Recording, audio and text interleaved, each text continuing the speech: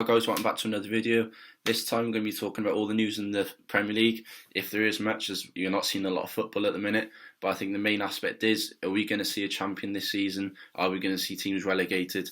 And are we going to see teams qualifying for European football? We don't know. Hopefully I can explain that to you in this video.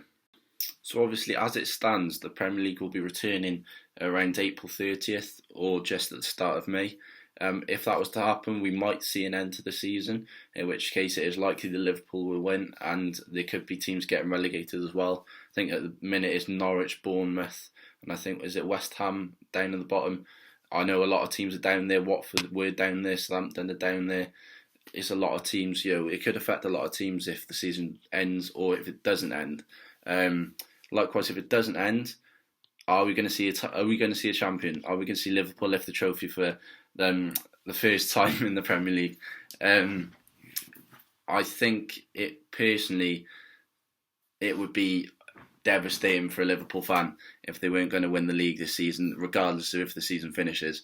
I think they're 20 plus points clear at the top of the table at the minute, and you'd expect them to win the league with not so many games to go. Likewise, there's still a mathematical chance they wouldn't, but the chances of that are very, very slim. But if there isn't going to be an end to the season, then I personally think there shouldn't be a champion and there shouldn't be any relegations. If the reason for that is, it would be unfair to call one and not the other. Likewise, it would be unfair to have a champion and nobody go down. Likewise, in the Championship, it would be unfair if the season gets called null and void to have teams go up and then go down and etc. It just wouldn't work if we were going to have one champion and nobody go down. But likewise, if we were going to say teams are going to get relegated, it would be, again, they wouldn't be very happy, put it that way, because again, there's still, even for the bottom team like Norwich, there is still a mathematical chance, and I personally think a good chance that if we were going to see out the season, they could still stay up. Likewise for Bournemouth, I think Bournemouth are only in the relegation zone by one goal. So, imagine getting relegated based on goal difference by one goal. It would be absolutely devastating.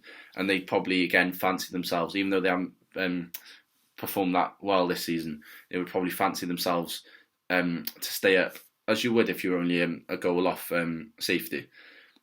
But in terms of what I think the FA and the PFA should do is, if we don't see football by the start of May, I think they should just call it null and void, and we just keep the leagues as they are. No promotions, no relegations, no Premier League champions, and maybe even keep the teams who played in Europe this season the same, with the exception of Man City, depending on how their tribunal goes.